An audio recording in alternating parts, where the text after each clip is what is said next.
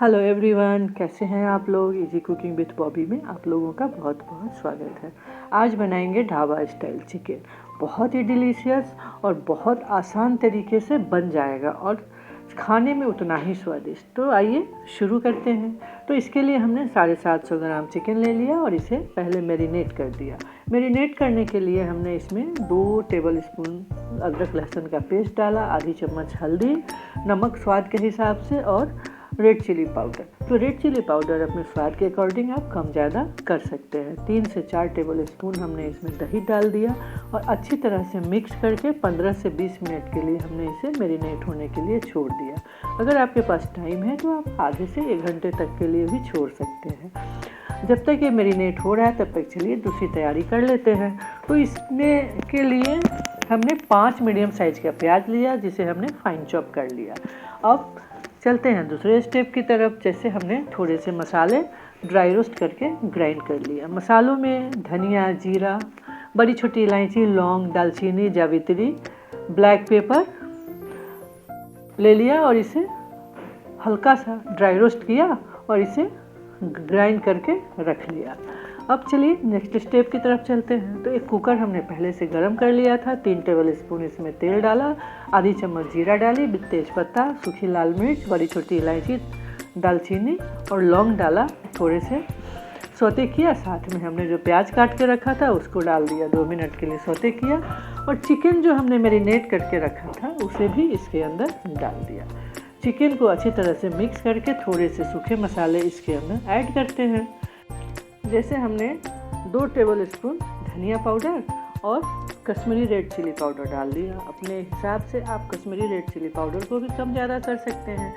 Actually Kashmiri red chilli powder से colour बहुत अच्छा आता है और अगर आप चाहें तो इसे स्किप भी कर सकते हैं। अब इस चिकन को हमेशा फुल फ्लेम पे फ्राई करना चाहिए ताकि चिकन और प्याज का जो पानी होता है ना वो अच्छी तरह से छोड़ेगा और उसी पानी में हमारा चिकन अच्छी तरह से भून जाएगा। और इसको तब तक भूनना है जब तक कि ऑयल सेपरेट नहीं हो जाए।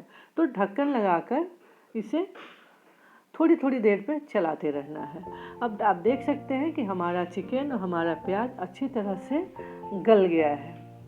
तो अब इस स्टेज पे हमने टमाटो प्यूरी बनाकर रखा है 2 टमाटर का, इसे डालकर अच्छी तरह से मिक्स करेंगे और इसे थोड़ी देर में ही फिर हमने जो मसाला ग्राइंड करके रखा है मसाला उसमें से 2 से 3 टेबल स्पून इसके अंदर डालकर अच्छी तरह से मिक्स करेंगे। इसको और थोड़ी देर भूनना है ताकि मसाले का कच्चापन चला जाए। आप देख सकते हैं कि धीरे धीरे ऑयल सेपरेट होना शुरू हो गया है, बट अभी हमको और भूनना है।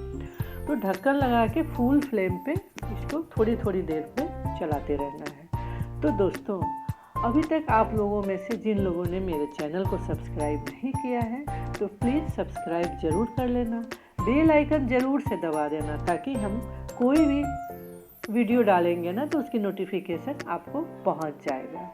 तो देखा आपने, हमारा चिकन अच्छी तरह से भून गया है, ऑयल सेपरेट हो गया है और इस स्टेज पे 1 कप हमने इसमें गर्म पानी डाल दिया है।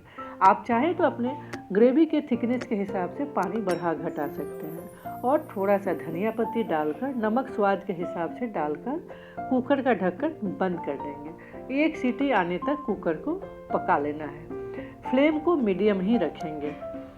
कुकर 1 सीटी आ गया है, फ्लेम को बंद करते हैं। कुकर ठंडा होने पर ढक्कन खोल कर देख लेते हैं। देखा आपने चिकन कितना लजीज और डिलीशियस बना हुआ है।